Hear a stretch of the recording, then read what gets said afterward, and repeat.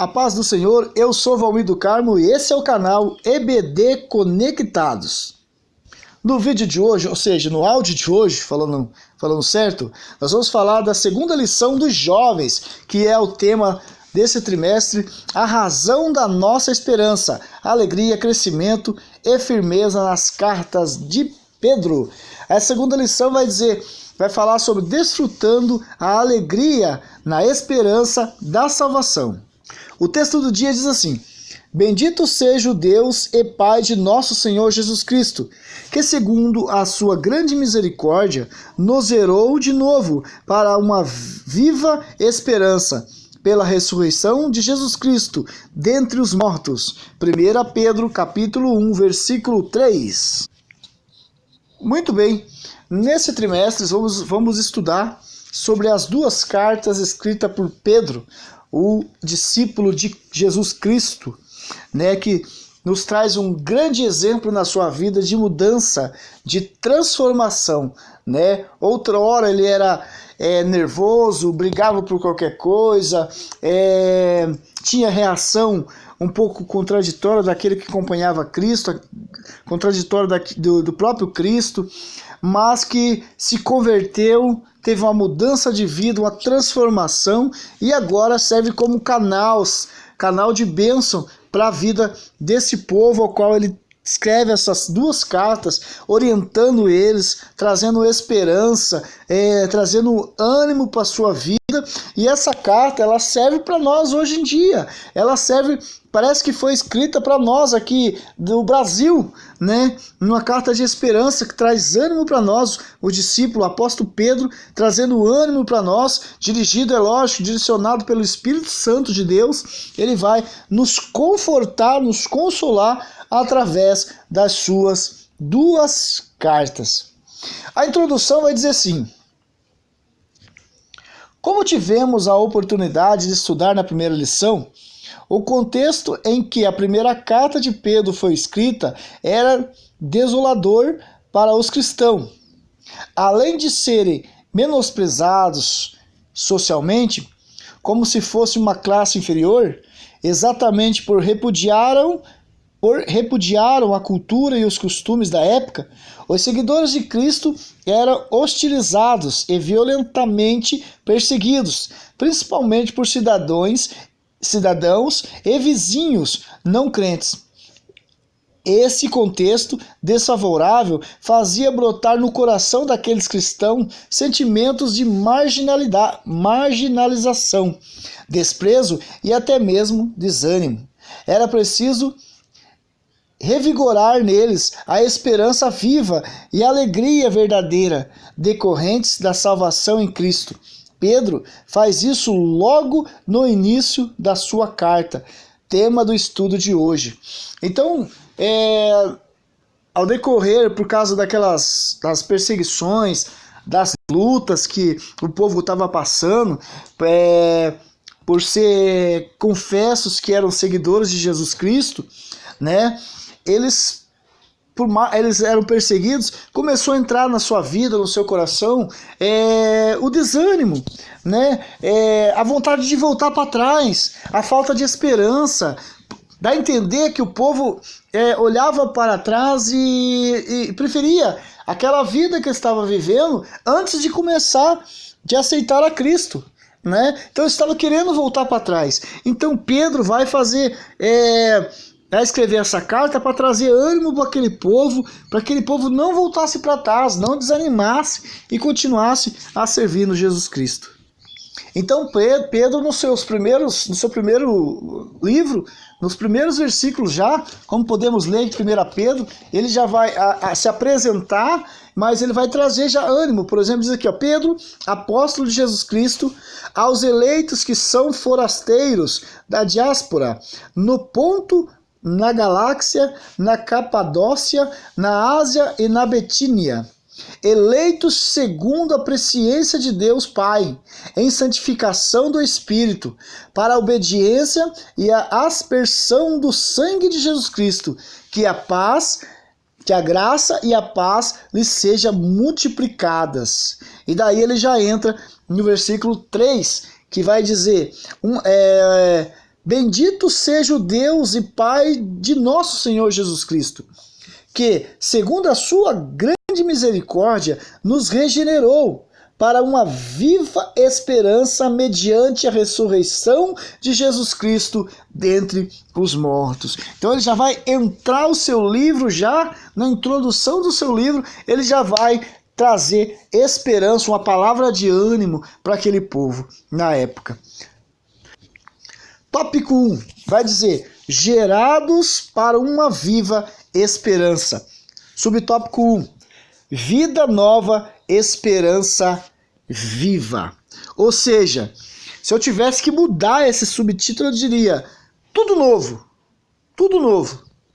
Porque quando nós aceitamos a Jesus Cristo, nós passamos pela regeneração, né? Nós somos transformados, ou seja, aquilo que era velho, aquilo que eu fazia no passado, hoje eu não faço mais. Por quê? Porque eu passei por uma regeneração, uma mudança, uma transformação de vida, né? Então, se eu era um viciado, né? Se eu era um viciado em álcool, com a chegada, eu aceitar Cristo, passar por a regeneração, eu vou ser transformado, ou seja, eu não vou mais usar o álcool, eu não vou mais me embriagar.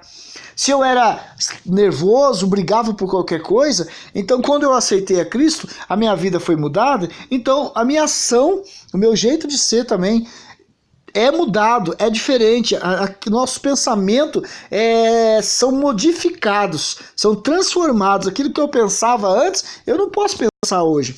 O jeito de eu agir lá no mundo, hoje eu não ajo mais dentro da igreja. Por quê? Porque eu sou uma nova criatura, eu passei pela regeneração. É o que diz aqui, ó.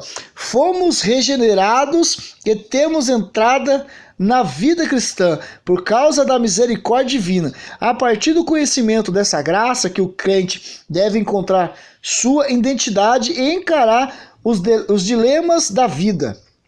Isso nos instiga a não olharmos o mundo e as lutas diárias pela perspectiva do velho homem, que é dominado pelo pecado e sufocado pelo mundo e que só conduz ao desespero, ao desânimo. Então, eu fui transformado, eu cheguei até Cristo, aceitei a Cristo, minha vida tem uma transformação, uma mudança de vida, né? Aquilo que eu fazia lá, hoje eu já não faço mais. O meu pecado lá, hoje eu já não peco mais. Ou seja, aceitei a Cristo, a palavra de Deus vai dizer que Deus já não se lembra mais dos nossos pecados. Então, ele apagou os nossos pecados. Então, a partir de agora, o quê? É vida nova, é uma vida de transformação, né? Eu vivia lá no mundo, eu vivia sujeito às coisas daquele mundo, né? Eu vivia os dilemas daquele mundo sem esperança, porque quem está no mundo não tem esperança, não tem perspectiva de vida, uma vida melhor. Por quê? Porque está no mundo, né? Aqui vai dizer a lição, por exemplo, aqui, é a partir do conhecimento dessa graça que o crente deve encontrar sua identidade e encarar os dilemas da vida. Isso nos instiga a não olharmos o mundo e as lutas diárias pelas perspectivas do velho homem. Ou seja, aquilo que eu passava lá foi apagado, né? Aquilo que eu vivi lá foi apagado. A partir de agora eu não tenho mais que viver com o olhar daquele velho homem. Agora eu tenho que viver com o olhar de uma nova criatura. Se antigamente lá eu não tinha quem confiar, agora eu tenho quem confiar. Se antigamente lá eu não tinha alguém comigo, agora eu tenho alguém comigo. Esse alguém é quem? É Jesus Cristo. Então, a partir de agora, eu não tenho mais que olhar como o olhar daquele velho homem lá, pecador, corrompido, cheio de pecado, não tinha esperança, tristeza no coração, amargura, decepções. Agora não, agora eu encontrei Jesus Cristo e a minha vida, a partir deste momento, eu tenho que olhar para quem? Não para trás, mas olhar para o autor e consumador da minha fé. Eu sou uma nova criatura. Sou uma nova criatura em quem? Em Jesus Cristo. Ele me deu a graça. Essa graça vem dele e não vem de mim, do ser humano. Porque, na verdade, o ser humano em si, ele não pode mudar. Ele não pode se transformar, porque ele não tem esse poder. Mas estando em Cristo, vivendo em Cristo, a graça de Cristo nos transforma. A companhia de Cristo nos faz uma nova criatura, né? Onde nós possamos viver novidade de vida, né? Então vai dizer aqui, ó, continuando a nossa lição, onde eu parei aqui. Isso nos extinga a não olharmos o mundo e as lutas diárias pelas perspectivas do velho homem, que é dominado pelo pecado e sufocado por este mundo e que só conduz ao desespero e ao desânimo. Ou seja, você está lá no mundo, você é conduzido ao desespero e ao desânimo, né? Você fica desesperado, a luta é tão grande lá e você não tem quem te ajude, você é levado ao desespero, a se desesperar, a tomar qualquer atitude e também ao desânimo da sua vida. Aí continua, em vez disso, temos agora uma esperança viva. Quem que é essa esperança viva? Se eu era um velho homem, agora eu sou um novo homem, nascido de novo, e quem que é que me dá essa esperança? É Jesus Cristo. Quando Jesus Cristo morreu na cruz do Calvário pelos nossos pecados, pagando aquilo que não deveria, não era culpa dele, era culpa minha, culpa tua. Ele, quando morreu e ressuscitou, ele nos devolveu-nos a esperança. A esperança do quê? De passarmos uma vida aqui, mas saber que nós temos uma vida após essa vida, após a morte, uma esperança de uma vida eterna, uma esperança de um lugar onde nós vamos só ter alegria, onde nós vamos ter gozo, nós vamos poder viver uma vida de paz, né? Então a nossa esperança, a nossa alegria está em Cristo.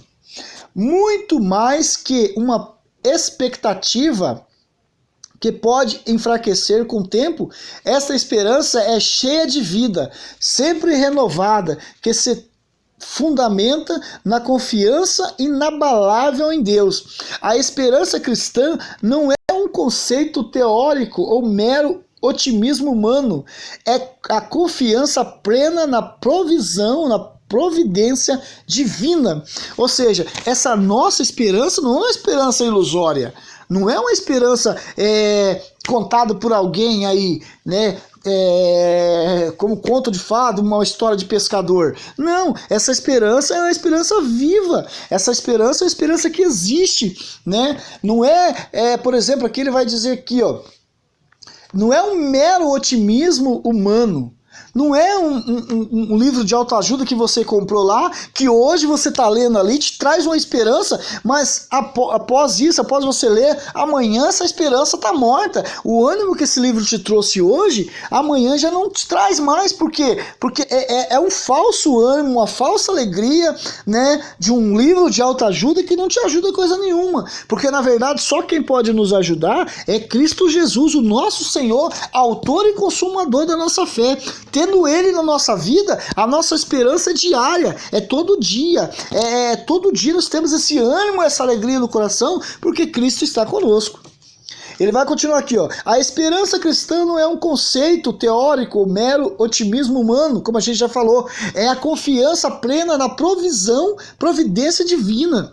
Então você é uma nova criatura, passou pela regeneração, novo nascimento. Então agora quem que você confia? Não é mais no homem, não é mais nas coisas, nos bens materiais, não é no dinheiro, mas sim no próprio Deus você confia. A providência é dele. Então nós confiamos 24 horas por dia que ele, apesar do nosso sofrimento, da nossa angústia, da nossa fraqueza, ele está ali, ele vai providenciar o nosso sustento, o nosso ânimo, e ele sempre está ali com a provisão divina da parte dele para os seus servos. A lição vai continuar assim: ela implica tanto esperar confiantemente o futuro preparado pelo Senhor, quanto vivenciá-la hoje como um estilo de vida.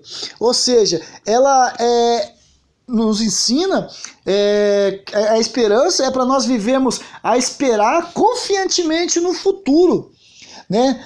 Que o Senhor nos prepara.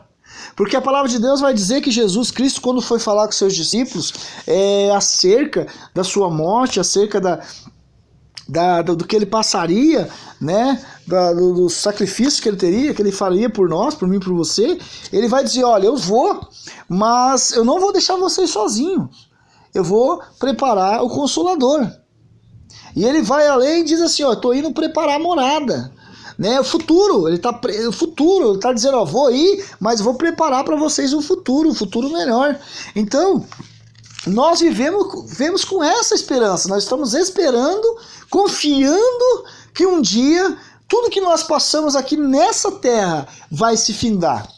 Todo o sofrimento, toda a perseguição, todo o desprezo da sociedade com relação aos cristãos, um dia vai passar. Então Pedro escreve essa carta animando, dando ânimo, injetando ânimo no coração daqueles irmãos para que eles não viessem a desanimar, que eles continuassem firmes e forte na espera daquilo que o Senhor tinha nos prometido, vivendo dia após dia e tendo o quê? O cristianismo, servir a Deus, adorar a Deus, estar na presença de Deus, fugir do pecado como estilo de vida. Como estilo de vida, como mudança de vida e através, é lógico, disso, um grande testemunho para a sociedade e como arma aí, um testemunho como arma para ganhar pessoas para o reino de Deus. Portanto, a esperança dos crentes não é algo que diz respeito somente à vida eterna, mas como desfrutamos dela no tempo presente.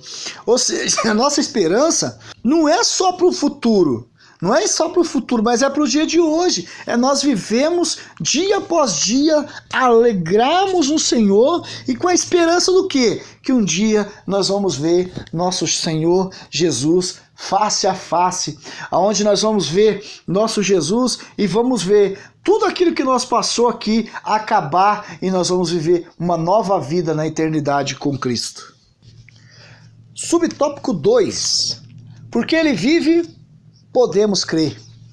Não é sem sentido que esta nova vida em esperança, escreve Pedro, se deu pela ressurreição de Jesus Cristo dentre os mortos. Este acontecimento histórico é a base da confiança dos salvos. Se Cristo não ressuscitou, é vã a nossa pregação e fé. 1 Coríntios capítulo 15, versículo 14. Vamos lá para a Bíblia Pentecostal, 1 Coríntios 15, 14. Vamos ler o que diz aqui. E se não há ressurreição de mortos, também Cristo não ressuscitou. Esse é o 13, né? E se Cristo não ressuscitou, logo é vã a nossa pregação, e também é vã a nossa fé. Então, ou seja, se Cristo não ressuscitou, Paulo está dizendo, então nós estamos vivendo uma vida de engano. Se morto não ressuscitou, se Cristo não ressuscitou, o que nós estamos pregando é mentira. Porém, Cristo ressuscitou. E se Cristo ressuscitou, e se Cristo vive, eu posso crer. Eu posso crer nele. Eu posso crer que nós também, se nós morremos antes da vinda de Cristo, nós ressuscitaremos quando ele voltar a buscar a sua igreja para nos levar, né? Então aqui vai continuar. Mas, uma vez que ele ressurgiu dentre os mortos ao terceiro dia, podemos confiar. Ou seja, ele ressuscitou, gente. Então podemos confiar que nele, confiar e continuar pregando e falando sobre ele com alegria, porque realmente ele ressuscitou. Como diz a bela letra do hino 545 da nossa harpa cristã, porque ele vive, posso crer no amanhã, porque ele vive, temor não há. Mas eu sei que a minha vida está nas mãos do meu Jesus, que vive está. A minha vida está nas mãos de Jesus. A tua vida, ouvinte, professor, está na mão do nosso querido e Salvador Jesus Cristo, né? Continuando aqui. Muitas pessoas se frustram por depositarem a esperança no dinheiro, na política ou na capacidade humana, pois tudo isso não passa de ilusão, enquanto o ceticismo, o ateísmo, o existencialismo e as demais filosofias humanas que emergem da pós-modernidade não conseguem fornecer um fundamento de esperança real para as pessoas, a fé cristã, com os olhos voltados para a cruz, dá significado à perspectiva do futuro, e todos quantos recebem a salvação em Cristo. Ou seja, muitas pessoas hoje, nos nossos dias, dominada pelo egocentrismo, pensando em si próprio, né, vivendo uma vida pós-moderna, onde que já não tem mais Deus no centro de todas as coisas, mas sim um homem, né, egocentrismo que parece que precisa ser adorado, precisa ser exaltado, né? que acha que tendo dinheiro tem tudo, que acha que tendo poder é o suficiente, que acha que a sua capacidade de pensar, a sua capacidade de conhecimento, de ideias, né, pode trazer algo para eles ao qual possibilita ele viver uma vida eternamente, avivar suas esperanças. Infelizmente, a pessoa, no século XXI que nós vivemos hoje, muitas pessoas estão pensando assim, que ele é tudo, que ele pode tudo, que ninguém, que é só ele pensar, eu vou vencer, eu vou vencer, eu vou vencer, eu vou vencer, e vai vencer. Aquela filosofia do pensamento positivo, né, que a pessoa tem. Então, hoje em dia a pessoa confia nela mesma, né, a pessoa se esquece que acima dele tem alguém que governa todas as coisas. O egocentrismo toma conta das pessoas, a ponto das pessoas dizerem, bater no peito, olha, eu não preciso de Deus, eu mesmo me cuido, eu mesmo sei me defender, eu não preciso de Deus na minha vida. Então eles confiam no quê? Política, confia no quê? No dinheiro e na sua própria capacidade humana. Esquece que nós somos barro. Barro veio da onde? Barro veio da terra. E barro vai voltar para onde? Vai voltar para a terra. Então nós não somos nada. Nós precisamos confiar naquele que é o autor e consumador da nossa fé, que é Jesus Cristo, né? Então essas filosofias que criam aí, que diz que você tem que determinar, que você tem que pensar positivo, nada disso é forte o suficiente, que prevalece. Nada disso se compara com o quê? Com a nossa fé cristã, com o fundamento da esperança real às pessoas. A fé cristã com os olhos voltados para onde? Para a cruz. Por quê? Jesus Cristo morreu na cruz. Para onde que nós temos que olhar? O salmista vai dizer, eu levo meus olhos para o monte. Da onde? Por quê? Porque vem meu socorro. Então, eu não tenho que olhar para o ser humano, confiar no homem, eu não tenho que confiar no poder político, eu não tenho que confiar no poder do dinheiro, no poder dos status da vida, eu tenho que confiar em quem? A quem vem o socorro. E da onde que vem meu socorro? Só pode vir de Jesus. Essa é a minha esperança, esse é a minha esperança para uma vida melhor, que é a vida melhor o quê? Não é nessa terra, e sim no céu, junto com Ele.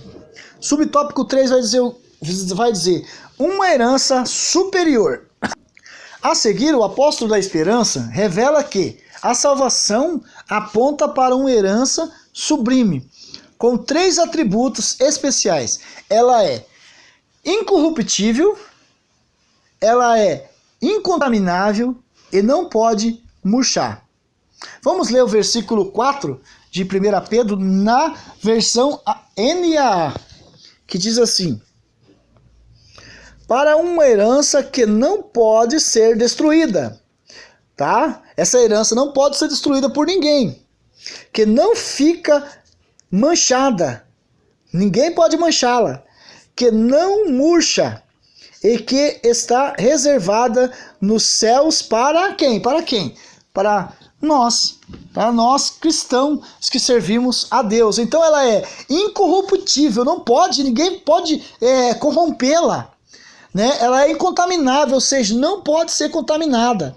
A nossa herança não pode ser contaminada e ela não murcha, né? Ela não esfria, ela não encolhe, ela não se perde. Então, trata de uma herança incomparável, imensamente mais valiosa que os bens e os tesouros desse mundo, aos quais são maculados e desintegram facilmente, né? Por meio desta palavra, o Espírito de Deus quer mostrar aos cristãos quão precioso é estar em Cristo e aguardar nele as bênçãos celestiais da salvação. Olha só o que diz aqui o comentário da Bíblia NAA sobre esse versículo 3 do 1 Pedro. Ele vai dizer assim, ó, o título, chamados à salvação como forasteiro, que é o que diz o primeiro versículo de 1 Pedro, né? Ele chama o povo daquela época de forasteiro. Aqueles que confiaram em Cristo devem louvar a Deus pela salvação prometida e viver essa salvação em sua vida diária, né? Aí ele vai falar aqui, ó, também no outro comentário, salvação se deve à misericórdia, graça e soberania de Deus. Ou seja, nossa salvação é graças a quem? A misericórdia e a soberania de Deus. Pois ele, de forma milagrosa, concedeu aos pecadores uma nova vida, ou seja, uma nova chance, uma nova perspectiva de vida. Pedro pode estar relacionando essa regenerar com mediante a ressurreição de Jesus Cristo, sugerindo que o novo nascimento somente foi possível porque Deus se lembrou daqueles que creem em Cristo como indivíduos unidos e a Ele em sua ressurreição. Então, a salvação que nos foi dado pela graça, pela misericórdia de quem? Do nosso Deus, né? Então, terminando aqui esse subtópico 3 aqui, nós vamos, por meio desta palavra, o Espírito de Deus quer mostrar ao cristão quão é preciosa estar em Cristo e aguardando nele as bênçãos celestiais da salvação. Deus nos concedeu uma herança indestrutível que nem o mundo ou as condições desfavoráveis pode abalar. Ou seja, Deus nos deu de graça. Deu de graça o quê? A salvação. Nem o sofrimento deste mundo, gente. Nem as perseguições deste mundo. Nem as portas batidas na nossa cara quando tentamos falar do amor de Cristo. Nem os nossos vizinhos nos perturbando. Nem ninguém pode abalar ao quê? A nossa salvação, a nossa esperança, a nossa herança que o Senhor nos deu através do nosso Senhor e Salvador Jesus Cristo. Essa lição será gravada em 3 partes. Essa foi a primeira. Aguarde a segunda, amanhã nós vamos estar postando no canal para você. Deus abençoe você e a sua família.